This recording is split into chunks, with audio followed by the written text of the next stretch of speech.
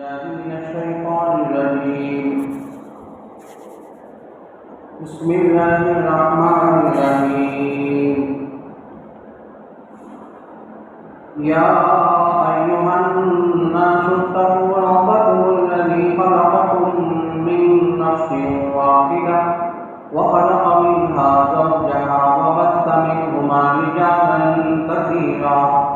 وبث منهما رجالا كثيرا ونساء واتقوا الله الذي تساءلون به والأرحام إن الله كان عليكم رقيبا.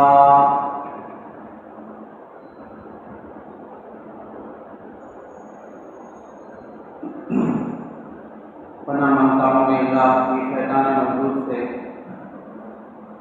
بسم اللہ الرحمن الرحیم. شروع کرتا ہوں میں اللہ کے نام سے جو بڑا مہربان نہایت رحم والا ہے.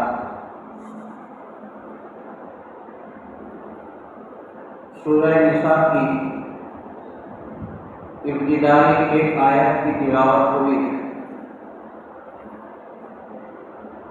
سورۃ النساء باتفاق مفسرین یہ مدنی ہے، ہجرت کے بعد نازل ہوئی. ام المؤمنین حضرت عائشہ صدیقہ رضی اللہ عنہا اور مفسر قرآن حضرت عبداللہ بن عباس رضی اللہ عنہما یہ دونوں حضرات فرماتے ہیں کہ یہ سورت مدنی ہے اور ابتدائی جو 4 سورتیں ہیں وہ سب مدنی ہیں. سورۃ البقرہ، سورۃ آل عمران، سورہ نساء اور سورہ مائدہ. یہ چاروں سورتیں ایک ساتھ مدنی ہیں، ہجرت کے بعد نازل ہوئی.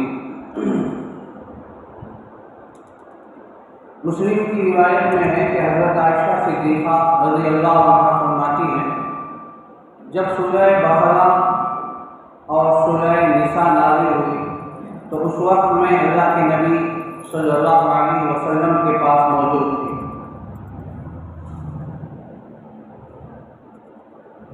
سورۃ النساء اس میں 160 پر 6 آیتیں ہیں، 170 پر 6 آیتیں ہیں اور 24 رکوع ہیں. بعضوں نے کہا کہ یہ 177 آیتیں، 170 پر 7 آیتیں اور اس میں 24 رکوع ہیں. اس سورت کو سورۃ النساء اس لیے رکھا گیا ہے کہ اس میں زیادہ تر مسائل عورتوں کے ہیں، عورتوں کے حقوق اس کے اندر زیادہ تر بیان کیے گئے ہیں. قرآن کریم میں 2 صورتیں ایسی ہیں کہ ایک سورۃ النساء اور دوسرا سورہ نور، جس کے اندر اللہ تعالیٰ نے عورتوں کے زیادہ تر احکام کو، مسائل کو اللہ نے بیان فرمایا. لیکن ان 2 صورتوں میں تھوڑا سا فرق یہ ہے کہ سورۃ النساء کے اندر اللہ تعالیٰ نے عورتوں کے حقوق اور ان کے ساتھ زندگی گزارنے کے جو طریقے، جو معاشرہ ہے، ان کے ذکر اور میاں بیوی جو زوجین ایک دوسرے کے حقوق ہیں، اللہ تعالیٰ نے اس صورت کے اندر بہت تفصیل کے ساتھ بیان کرا.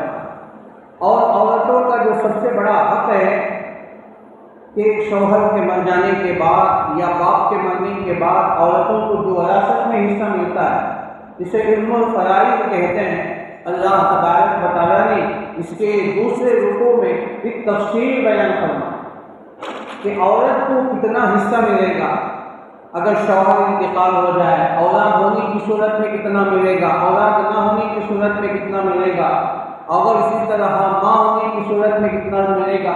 تو اللہ تعالیٰ نے عورتوں کے حقوق، علم الفرائض اور وراثت کے مسائل کو اللہ تعالیٰ نے بیان فرمایا. تو اس صورت کے اندر سب سے زیادہ ان حقوق کو اور ان معاملات کو اللہ نے ذکر فرمایا. لیکن سورہ نور میں اللہ تعالیٰ نے زیادہ تر عورتوں کے پردے کے مسائل کو ذکر فرمایا کہ عورتوں کے لیے محرم کون ہیں، محرمات کون ہیں، کون غیر محرم ہیں، پردے کی حیثیت کیا ہے اور پردہ کتنا ہونا چاہیے، اور آزاد عورتوں کے لیے، باندیوں کے لیے لیے پردہ کیا ہے، تو اس کی تفصیل اللہ تبارک و تعالیٰ نے بیان فرمائی کہ عورت کن کن کے سامنے کھڑی ہو سکتی ہے اور کن کن کے سامنے اپنا چہرہ، اپنی دونوں تلائیاں، اپنے پاؤں کے دونوں پنجے اس کے سامنے ظاہر کر سکتی ہے، گھر کے اندر کتنا پردہ کر سکتی ہے، جبکہ گھر کے اندر باپ موجود ہو، بیٹا موجود ہو، شوہر موجود ہو، اور اسی طرح اس کا بھائی موجود ہو، سگا بھائی موجود ہو۔ یہ تمام پردے کے مسائل اللہ تعالیٰ نے سورہ نور میں بیان فرمائے، تو معلوم یہ ہوا کہ سورہ نساء اور سورہ نور یہ عورتوں کو تفسیر کے ساتھ پڑھانا چاہیے، اور عورتوں کو چاہیے کہ سورہ نساء بھی پڑھیں، تفسیر کے ساتھ پڑھیں، اور سورہ نساء بھی سیکھیں تفسیر کے ساتھ، سورہ نور بھی سیکھیں، اس لیے کہ ان کے اندر اللہ تعالیٰ نے عورتوں کے متعلق کثرت کے ساتھ مسائل بیان فرمائے، اور سورہ نساء اس سے زیادہ اہم ہے، اگرچہ کہ وہ بھی اہم ہے سورہ نور جو اللہ تعالیٰ نے بیان فرمایا، لیکن سورہ نساء کے اندر اللہ تعالیٰ نے میاں بیوی کے حقوق کو خاص طور سے ذکر فرمایا کہ شوہر کا حق کیا ہے بیوی پر شوہر کا کیا حق ہے، اور زندگی کیسے گزاریں، اور عورت کے دو مراحل آتے ہیں، ایک نکاح سے پہلے والی زندگی اور نکاح کے بعد جب اپنے سسرال میں جاتی ہے تو ان کے کیا مسائل ہیں، تو اللہ تعالیٰ نے اس کے اندر تفصیل کے ساتھ بیان فرمایا، اور اس کے علاوہ معاشرت کو اللہ تعالیٰ نے تفصیل کے ساتھ سورہ نساء میں بیان فرمایا۔ معاشرہ کس سے بنتا ہے؟ معاشرہ جو بنتا ہے، آگے بات انشاءاللہ آپ کے سامنے تفصیل میں بات آئے گی کہ گھر کی ایک فیملی ہو، گھر کا ایک خاندان ہو جس میں ماں باپ، اولاد، بھائی بہن، اور پھر بچے، پھر ان کے پڑوسی، پھر ان کے محلے والے، ایک معاشرہ، اسی کا نام معاشرہ ہے۔ جن لوگوں سے ہم زندگی، جن لوگوں کے ساتھ ہم زندگی گزارتے ہیں اس کو معاشرہ کہتے ہیں۔ معاشرہ کے معنی زندگی گزارنا، تو ایک آدمی اپنے گھر کے اندر اپنی فیملی کے ساتھ زندگی گزارتا ہے، تو اس کے متعلق اس کے خود اپنی فیملی ہے، ماں باپ کے بھائی بہن، پھر شادی کے بعد پھر اس کی بیوی کی ایک فیملی ہوتی ہے جو سسرالی رشتہ ہوتا ہے، تو ان چیزوں سے جڑنے کے ساتھ ایک معاشرہ بنتا ہے، پھر اولاد ہو گئے، پھر اولاد کے اولاد ہو گئے، ایک خاندان بنا، ایک فیملی بنی، ایک معاشرہ بنا، پھر یہاں تک یہ محدود نہیں ہے، پھر اس کے بعد پڑوسی ہیں، رشتہ دار ہیں، اور یہ سب ایک معاشرہ بنتے ہیں، ان کو اللہ تعالیٰ نے اس کے اندر تفصیل کے ساتھ بیان کرنا۔ تو اس لیے بیویوں کے حقوق، بیواؤں کے حقوق، یتیموں کے حقوق، اور اسی طرح دوسرے کو حقوق اللہ تعالیٰ نے یہاں بیان کرنا ہے۔ پھر یہاں تک کہ مفسرین کرام نے بھی لکھا ہے کہ یہ صورتیں، ایک ہے سورہ بقرہ، سورہ آل عمران، دونوں کی ایک جوڑی، پھر اسی طرح سورہ نساء اور سورہ مائدہ، ان دونوں کی ایک جوڑی۔ تو جوڑی کس اعتبار سے ہے؟ مسائل کے اعتبار سے۔ جو مضامین سورہ بقرہ میں ہیں تقریباً وہی مضامین سورہ آل عمران میں ہیں، تھوڑے سے ڈفرنس کے ساتھ، تھوڑے سے فرق کے ساتھ۔ اور اللہ تعالیٰ نے سورہ بقرہ کو بھی شروع کیا الف لام میم سے، اور سورہ آل عمران کو بھی شروع کیا الف لام میم سے، اور سورہ بقرہ بھی ختم ہو رہا ہے دعاؤں سے، ربنا لا تؤاخذنا ان نسینا او اخطانا، اور سورہ عمران کا ختم بھی آخری رکوع بھی دعاؤں سے، ربنا ما خلقت هذا باطلا سبحانك فقنا عذاب النار۔ ابھی آپ قریب اس کی تفصیل سنیں، 5 دعائیں کا ذکر۔ تو یہ مضامین جو اللہ تعالیٰ نے سورہ بقرہ میں ذکر فرمائے، وہی مضامین تقریباً لگ بھگ تھوڑے سے فرق کے ساتھ سورہ آل عمران میں بیان فرمائے۔ تو اس لیے یہ دونوں جو بڑی بڑی صورتیں ہیں، سورہ بقرہ، سورہ آل عمران، یہ دونوں حدیث میں اللہ کے نبی نے فرمایا کہ الزہراوین، اللہ نے فرمایا کہ دونوں زہراوین ہیں، سورہ بقرہ، سورہ آل عمران، یہ دونوں کے اندر مضامین تقریباً ہیں۔ اور اسی طرح اس کے بعد جو بڑی صورتیں ہیں سورہ نساء اور سورہ مائدہ، یہ دونوں آپس میں جڑی ہیں۔ اللہ نے ان دونوں کو جوڑ بنایا ان کے اندر مضامین کے اعتبار سے۔ جو مضامین سورہ نساء کے اندر ہیں تقریباً وہی مضامین اللہ تعالیٰ نے ان کے اندر جو ذکر فرمائے جو سورہ مائدہ میں۔ اب دیکھیے اللہ تعالیٰ نے اس کو جو شروع فرمایا سورہ نساء سے، یا ایھا الناس اتقوا ربکم الذی خلقکم من نفس واحدہ۔ پھر اسی طرح سورہ مائدہ کو اللہ شروع فرما رہے ہیں، یا ایھا الذین آمنوا اوفوا بالعقود، سورہ نساء کی پہلی آیت، سورہ مائدہ کی پہلی آیت، اگر تقریباً ایک فرمایا تو فرمایا یا ایھا الناس، اے لوگو اتقوا ربکم، وہاں فرمایا کہ یا ایھا الذین آمنوا، اے ایمان والو، اوفوا بالعقود، اپنے عہدوں کو اپنے وعدوں کو پورا کرو۔ تو یہ اللہ تعالیٰ نے اس طرح اس مضامین کو شروع فرمایا۔ اور آپ جانتے ہوں گے ابتدائی جو 7 آیتیں ہیں اس کو طوال مفصل کہا جاتا ہے، بڑی بڑی صورتیں۔ ایک تو سورہ فاتحہ ہے، فاتحہ اگرچہ کہ چھوٹی ہے 7 آیتوں پر، لیکن مضامین کے اعتبار سے سب سے بڑی ہے۔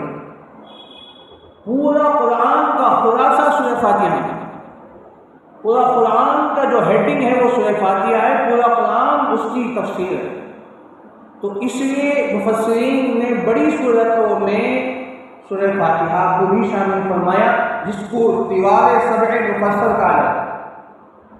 سورہ بقرہ، سورہ فاتحہ، سورہ بقرہ، سورہ آل عمران، سورہ نساء، سورہ مائدہ، سورہ انعام، سورہ اعراف، یہ 7 آیتیں ہیں جو اللہ نے تفصیل کے ساتھ، ترتیب کے ساتھ اللہ نے ایک کے بعد ایک رکھا۔ سب سے بڑی سورت سورہ بقرہ ہے، اس کے بعد چھوٹی سورت، اس کے بعد جو چھوٹی ہے وہ آل عمران ہے، اس کے بعد نساء ہے، اس کے بعد کا درجہ سورہ مائدہ کا، اس کے بعد انعام کا ہے، اس کے بعد اعراف کا ہے۔ عبداللہ بن عباس رضی اللہ عنہما فرماتے ہیں اللہ کے نبی صلی اللہ علیہ وسلم نے ایک موقع پر ارشاد فرمایا، جس نے ان بڑی بڑی 7 صورتوں کو سیکھ لیا وہ عالم ہے۔ جس نے ان بڑی بڑی صورتوں کو، سورہ بقرہ، سورہ اعراف تک یعنی 7 آیتیں گنوائیں، جو بڑی بڑی صورتیں تقریباً یہاں تک 10 پارے 9 پارے پر مشتمل، 9 پارے جو شروع کے ہیں الف لام میم سے لے کر قونا پارے تک، جہاں سورہ اعراف ختم ہوتا ہے۔ تو ہاں تک ان بڑی بڑی صورتوں کو اگر کسی نے سیکھ لیا، پڑھ لیا، ان کے علوم کو حاصل کر لیا تو وہ عالم ہے۔ اللہ کے نبی صلی اللہ علیہ وسلم نے اسے عالم ہونے کی سرٹیفکیٹ دی، بشرطے کہ تو ہم سیکھیں، بشرطے کہ ہم پڑھیں۔ ہمارے پاس پڑھنے کے لیے وقت تک، سننے کے لیے آج ہمارے پاس وقت نہیں۔ تو بہرحال یہ صورتیں جو ابتدائی صورتیں ہیں ان کے اندر اللہ تعالیٰ نے تو اس ترتیب کے ساتھ بیان کیا۔ سورۃ النساء جو نام رکھا گیا ہے، جیسا کہ آپ جانتے ہیں، اور نساء کے معنی عورتیں، اور عورتوں کا ذکر اس سے اللہ نے فرمایا، اور خاص طور سے اس سورت کا نام اسی وجہ سے رکھا گیا ہے، اس کے اندر زیادہ تر عورتوں کے حقوق بیان فرمایا۔ میری ماں اور بہنیں سن رہے ہیں تو اچھی طرح سن رہے کہ اسلام نے جتنا احسان عورتوں پر کیا ہے، دنیا کی کوئی تہذیب، دنیا کے کوئی مذاہب اس پر اتنا احسان نہ کیا ہے، نہ کر سکتے۔ اس لیے کہ زمانہ جاہلیت میں جتنا ظلم عورتوں پر ہوا تھا کسی اور پر اتنا نہیں ہوا۔ زمانہ جاہلیت میں ان کے جتنے حقوق تلفی ہوئی، ان کے ساتھ ظلم اور ان کو گویا انسان کے دائرے میں لانا ہی لانے کے لیے تیار نہیں ہوتے تھے، ان کو ایک جانور سے بدتر سمجھتے تھے۔ گویا وہ سمجھتے تھے کہ عورتیں ایک ہمارے لیے کھلونا ہے جو جاندار کی شکل میں بنا کر ہمارے سامنے پیش کی، ہم جب چاہے کہیں، جب چاہے کرتے ہیں۔ تو یہ حیثیت ان کی رکھی تھی۔ اسلام آنے کے بعد اللہ تبارک و تعالیٰ نے کہ ان کے حقوق بیان فرمایا، کہا کہ جب بیٹی پیدا ہوتی ہے تو وہ بیٹی کی حیثیت سے، پھر جب وہ بیوی بنتی ہے تو بیوی کا مقام کیا ہے، پھر جب ماں بنتی ہے تو ماں کا مقام کیا ہے، بہن بنتی ہے تو بہن کا مقام کیا ہے، بہو بنتی ہے تو بہو کا مقام کیا ہے، اور اسی طرح ساس بنتی ہے تو ساس کا مقام کیا ہے۔ یہ اسلام نے آ کر الگ الگ تقسیمیں کی، اور ایک ہی عورت ایک وقت میں وہ بیٹی ہوتی ہے، ایک وقت میں پھر وہ بیوی بنتی ہے، پھر ایک ہی وقت میں وہ پھر کسی کی ماں بنتی ہے، وہ کسی کی بیوی بنتی ہے۔ تو یہ سارے حقوق اس کے اندر ہے۔ جب ماں بنتی ہے تو اللہ کے نبی صلی اللہ علیہ وسلم نے فرمایا، الجنت تحت تحت اقدام امہات، کہ ماں کے قدموں کے نیچے جنت تھی۔ تو یہ اللہ تعالیٰ نے یہ مقام عطا فرمایا، بیٹی کا مقام عطا فرمایا، اور اس کے بعد یہ تو ان کی عزت نفس کا مقام بڑھایا، دوسری طرف ان کے حقوق اللہ نے عطا فرمایا کہ عورتوں کو جب انسان سمجھنے کے لیے تیار نہیں تھی وہ قوم، تو پھر وراثت میں ان کو کچھ حصہ بھی نہیں ملتا، یہاں تک کہ ان کو بیوی بننے کے بعد ان کا مہر بھی ادا نہیں کیا جاتا۔ پھر شوہر مر جائے تو شوہر کے حصے میں کچھ اسے نہیں ملتا تھا، سب دوسرے لوگ اس پر قابل ہو جاتے۔ تو یہ ظلم ہوتا تھا۔ اسلام آنے کے بعد کہا کہ حقوق ہیں، بیٹی ہو تو کتنا ملے گا وراثت میں، بہن ہو تو کتنا ملے گا، بیوی ہو تو کتنا ملے گا، ماں ہو تو کتنا ملے گا۔ اور پھر اللہ تعالیٰ نے ایک عورت کی حیثیت دی، ایک طرف تو وہ بیوی ہے، بیوی ہونے کے حساب سے اسے مال مل رہا، دوسری طرف بیٹی ہونے کے حساب سے باپ کی طرف سے وراثت اور جائیداد آ گئی۔ بھائی انتقال ہو گیا تو بھائی کا اگر بہن ہے تو پھر بہن کو حصہ مال مل رہا۔ تو دونوں طرف سے اللہ تعالیٰ نے عورتوں کے جو وراثت کا مال ہے اللہ تعالیٰ نے ان کو عطا فرمایا اور کہا کہ یہ ان کے لیے۔ پھر آگے جب عورت کسی کے نکاح میں ہوتی، جب عورت بیٹی ہوتی ہے تو وہ باپ کی ذمہ داری میں ہوتی ہے۔ نان و نفقہ، بیٹی کی جتنے ضروریات ہیں، جتنے تکفلات ہیں، وہ تمام باپ اپنے ذمہ اٹھائے۔ عورت کو باہر نکلنا نہیں دے گا، خود باپ محنت کر کے کما کے لائے گا، اپنے بچوں کو اپنی بیٹی کو کھلائے گا۔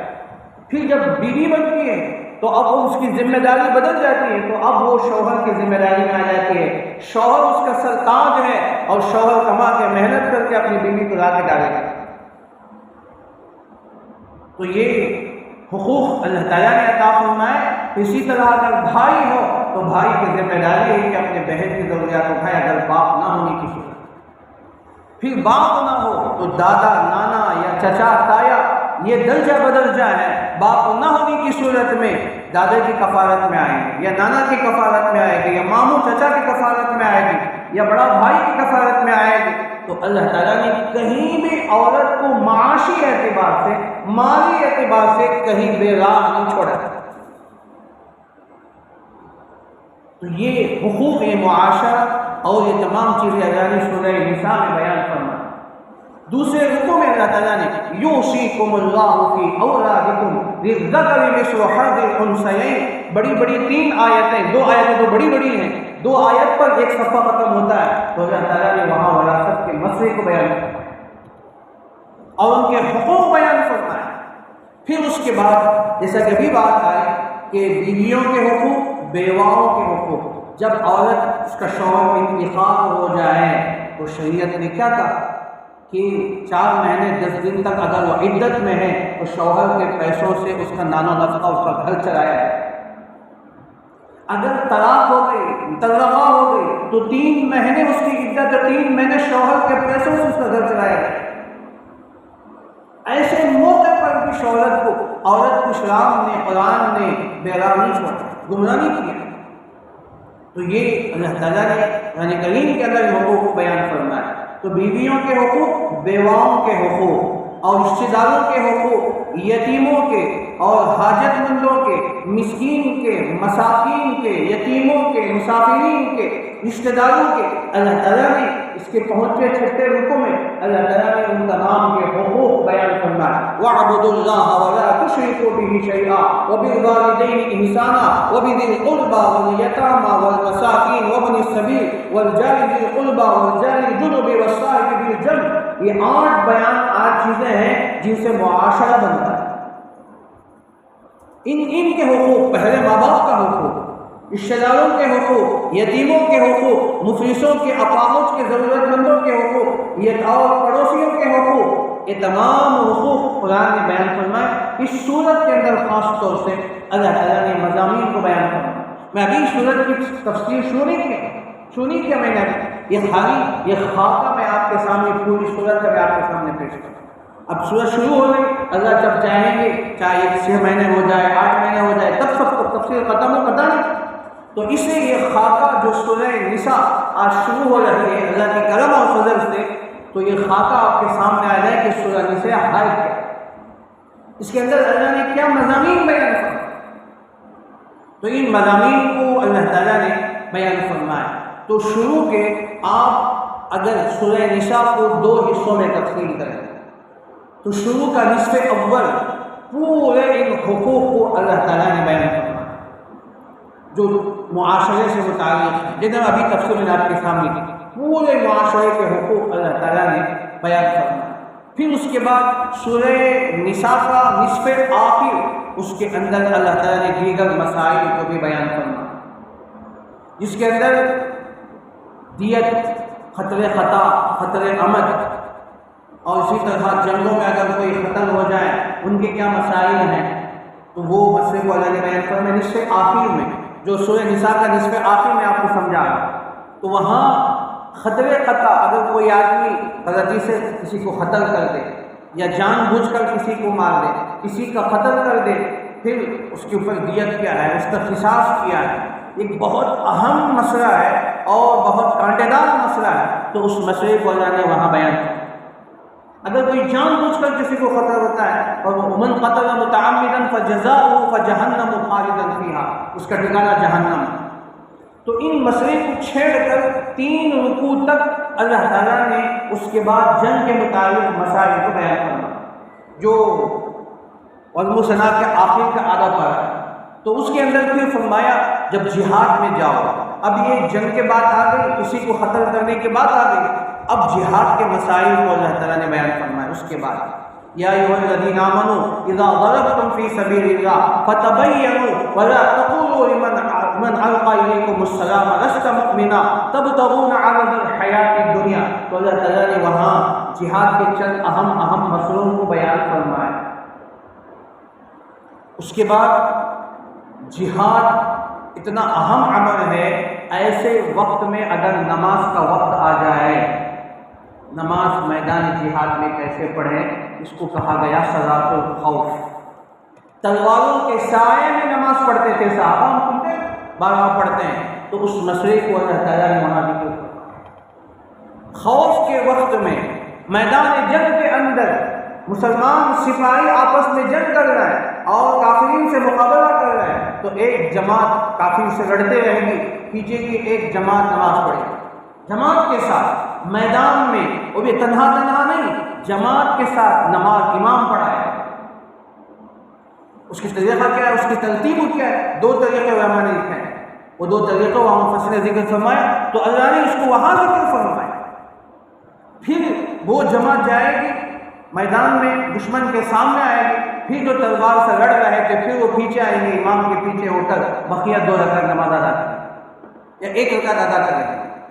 تو یہ ترتیب جس کو صلاۃ الخوف ہے، اللہ تعالیٰ نے وہاں ذکر فرمایا، جو نصف آخر کے بعد میں آپ کا عرض کروں۔ پھر اس کے بعد چند اہم مسائل کو اللہ تعالیٰ نے بیان فرمایا، اور درمیان میں جو یہود و نصارہ ہیں تو اہل کتاب ہیں، ان کا بھی تذکرہ ہے۔ پھر اس کے بعد عورتوں کے مسائل کو پھر اللہ نے ذکر فرمایا، وَيَسْتَفْتُونَكَ فِي النِّسَاءِ قُلِ اللَّهُ يُفْتِيكُمْ فِيهِنَّ وَمَا يُتْلَىٰ عَلَيْكُمْ فِي الْكِتَابِ فِي يَتَامَى النِّسَاءِ۔ اے نبی جی، لوگ آپ سے سوال کرتے ہیں عورتوں کے بارے میں، عورتوں کے حقوق کے بارے میں۔ پھر اللہ نے عورتوں کے حقوق لے کر کہا، پھر اس کے بعد فرمایا کہ ایک شوہر، کامیاب شوہر کب بنتا ہے؟ جب وہ بیوی کے پورے حقوق ادا کرتا ہے، بیوی کو خوش رکھتا ہے، اور اس وقت میں شوہر کامیاب شوہر سمجھا جائے گا۔ اس مسئلے کو اللہ نے اشارۃ ذکر فرمایا۔ اور چونکہ میاں بیوی ایک ساتھ رہتے تو کبھی کبھی آپس میں نا اتفاقیاں ناچاقیاں ہو جاتی ہیں، تو پھر آپس میں صلح کیسے کرنا؟ والصلح خیر لا خیر فی کثیر من نجواہم۔ تو اللہ تعالیٰ نے اس مسئلے کو وہاں بھی ذکر کیا۔ اور پھر اس کے بعد جب کوئی مسئلہ آ جائے، اگر کسی کے خلاف گواہی دینا ہو تو انصاف کے ساتھ حق بات بیان کرے۔ اس مسئلے کو اللہ تعالیٰ نے بیان فرمایا، یا ایھا الذین آمنوا کونوا قوامین بالقسط شہداء للہ ولو علی انفسکم۔ گواہی دینا ہو تو انصاف کے ساتھ حق کی گواہی دیں، چاہے ہمارا کتنا بڑا نقصان ہو جائے، یہ ہماری حق گواہی دینے کی وجہ سے ماں باپ بھی اگر ناراض ہو جائے تو کوئی بات نہیں۔ اس مسئلے کو اللہ نے وہاں بیان کیا۔ پھر اس کے بعد منافقین کا ذکر کر کے 2-3 رکوع میں اللہ تعالیٰ نے یہود و نصارہ اور خصوصاً عیسائیوں کا، نصرانیوں کا ذکر فرمایا۔ یہ سورت کا آخر بیان کر رہا ہوں، تو اس میں حضرت عیسیٰ علیہ السلام کو انہوں نے قتل کر دیا، انہوں نے سولی پر چڑھا دیا، یہ ان کا عقیدہ ہے نصرانیوں کا۔ تو اس عقیدے کو ذکر کر کے اللہ نے اس کی تردید فرمائی۔ वमा क़तलूहु वमा सलबूहु वलाकिन शुब्बिह लहुम। तो हज़रत ईसा अलैहिस्सलाम का वाक़या और उनके मानने वालों का तज़किरा फिर अल्लाह ताला ने वहाँ जिक्र फरमाया। 2-3 रुकू के अंदर अल्लाह ताला ने अहले किताब का, खुसूसन नसरानियों का अल्लाह ताला ने जिक्र फरमाया। फिर आखिर के जो 2 रुकू हैं, उन 2 रुकू में फिर अल्लाह ताला ने या नसरानियों का जिक्र करके उनकी जो तसरीफ़ के जो कायल हैं, 3 खुदाओं के कायल हैं, उसकी तरजीह फरमाते। फिर आखिर में जो सबसे आखिर की आयत है, फिर वही वरासत के मसले को छेड़कर अल्लाह ख़त्म कर रहे हैं। वयस्तफ्तूनका फ़िल कलाला, लोग आपसे कलाले के बारे में सवाल करते हैं। कलाला किसको कहते हैं? एक आदमी का इंतकाल हो गया, उसके उसूल भी नहीं, फुरू भी नहीं, यानी माँ बाप नहीं, उसके जो बड़े हैं माँ बाप, नाना नानी, दादा दादी, कोई नहीं, फिर नीचे उसूल जो फुरू हैं वो भी नहीं, औलाद भी नहीं। ऐसा एक आदमी जिसको कलाला कहता है नबी कहते हैं, इसका ऊपर भी कोई नहीं, नीचे भी कोई ना, उनका इंतकाल हो गया। अब उसकी वरासत क्या करें, अब उसके पैसे क्या करें? अगर वो कमा कर मेहनत करके उसने प्रॉपर्टी जमा करके रखा है, तो अब उस मसले में क्या करना है? तो इसको कलाने का मसला अल्लाह ताला ने शुरू में जिक्र फरमाया और आखिर में भी अल्लाह ताला ने कलाला का जिक्र फरमाकर उन मसाइल को ख़त्म फरमा रहे हैं। ये पूरी सूरत का खुलासा अल्हम्दुलिल्लाह आपके सामने आ चुका है। तो ये सूरह निसा है। इससे मैंने इसको 2 हिस्सों में तकसीम करके, तो निस्फ़ अव्वल का जो खुलासा है, जो पूरे मुआशरत से मुताल्लिक़ है, हुकूक़ के मुताल्लिक़ है, मैंने उन तमाम मसाइल को मैंने आपके सामने इशारा हेडिंग मैंने आपको बताया। फिर निस्फ़ आखिर में जो अहकामात हैं, जो जंग के मुताल्लिक़, क़त्ल क़ता, क़त्ल अमद के मुताल्लिक़, उन तमाम बातों को मैंने आपके सामने आई। ये सूरह निसा है। इसको अल्लाह ताला ने या अय्युहन्नास इत्तक़ू रब्बकुम से शुरू फरमाया। तफ़सीर दुर्र मंसूर में इमाम जलालुद्दीन सुयूती रहमतुल्लाह अलैह ने एक बात लिखी। वो फरमाते हैं, हज़रत अब्दुल्लाह इब्न मसूद रज़ियल्लाहु अन्हु फरमाते हैं, सूरह निसा की 5 आयतें ऐसी हैं जो मुझे दुनिया व माफ़िहा से बेहतर है।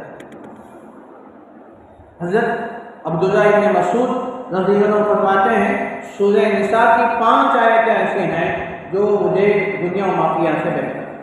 एक आयत इन तजतनिबू कबाइर मा तुनहौना अन्हु, वो आयत, और दूसरा इन्नल्लाह ला यज़्लिमु मिस्क़ाला ज़र्रतिन, ये दूसरी आयत। फिर फरमाया व इन तकु मिस्क़ाला हब्बतिन युज़ाइफ़ुहा, ये आयत। और फिर इसी तरह फ़कैफ़ इज़ा जि'ना मिन कुल्लि उम्मतिन बिशहीद व जि'ना बिका अला हाउलाइ शहीदा, ये आयत। और फिर इसी तरह वलौ अन्नहुम इज़ ज़लमू अनफुसहुम जाऊका फस्तग़फ़िरुल्लाह वस्तग़फ़र लहुमुर रसूल लवजदुल्लाह तव्वाबुर रहीमा।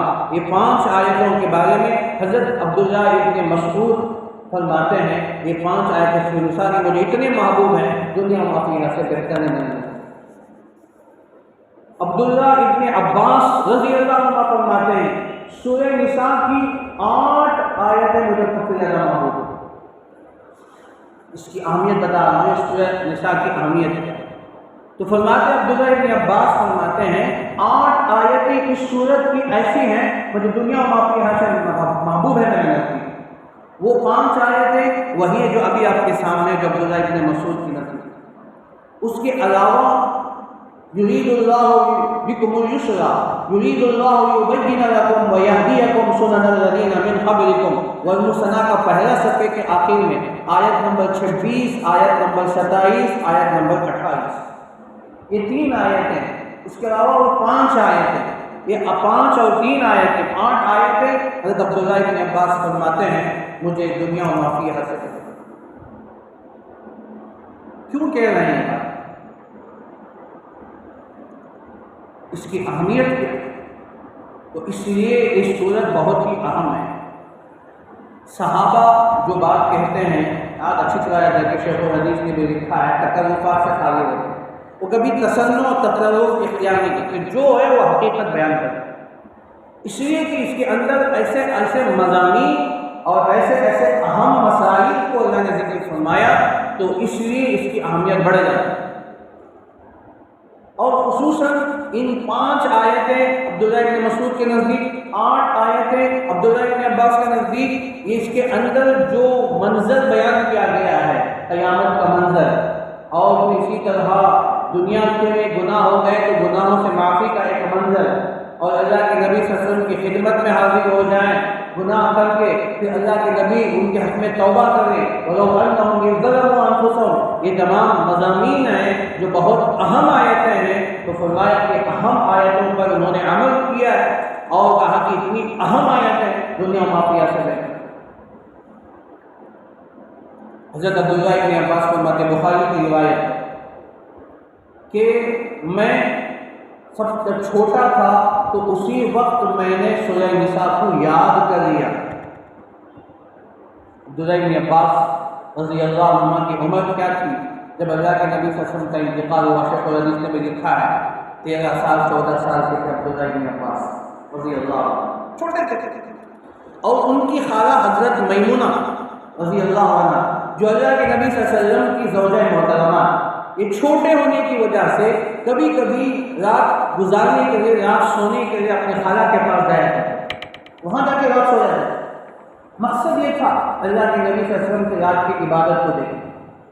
اب چونکہ وہ خالہ بھی ہیں، خالہ کے گھر چلے جاتے، اور اللہ کے نبی خالوں ہیں، اور دوسری طرف اللہ کے نبی آپ کے بھائی ہیں، چچا زاد بھائی ہیں، اللہ کے پاس اللہ کے نبی تایا کے بیٹے ہیں، تو یہ چچا کے بیٹے، دونوں آپس میں بھائی ہیں، اور پھر یہ میمونہ کے ان کے بھانجے میں، تو اس لیے گھر میں چلے جاتے تھے۔ تو فرماتے ہیں، واقعہ سب جانتے ہیں، حضرت عباس عبداللہ ابن عباس رضی اللہ عنہ کی 2 روایتیں ہیں۔ ایک روایت اللہ کے نبی صلی اللہ علیہ وسلم نے عشاء کے بعد آپ تھوڑی دیر آرام فرمایا، پھر آپ اٹھیں، آپ مشکیزے کے پاس تشریف لے گئے جہاں پانی ہوتا ہے، آپ نے وہاں وضو فرمایا، پھر نماز میں آ کے کھڑے ہو گئے اور آپ نے سورہ نساء پڑھنے شروع کی، زار فکر روتے رہے، فَكَيْفَ إِذَا جِئْنَا مِنْ كُلِّ أُمَّةٍ بِشَهِيدٍ وَجِئْنَا بِكَ عَلَىٰ هَٰؤُلَاءِ شَهِيدًا، آیت نمبر 23 پر 1 ہے۔ تو وہ آیت پر جب پہنچے، اللہ کے نبی صلی اللہ علیہ وسلم زار فکر رونے لگے، یہاں قیامت کا منظر بیان کیا گیا، اور کوئی رات روتے روتے فکر گزر۔ یہ سورہ نساء۔ اور دوسری بات عبداللہ ابن عباس کی، اللہ کے نبی صلی اللہ علیہ وسلم کے بارے میں فرماتے ہیں، ایک مرتبہ اللہ کے نبی صلی اللہ علیہ وسلم نے ایک رات میں 7 رکعتوں میں ان 7 سورتوں کو پڑھا،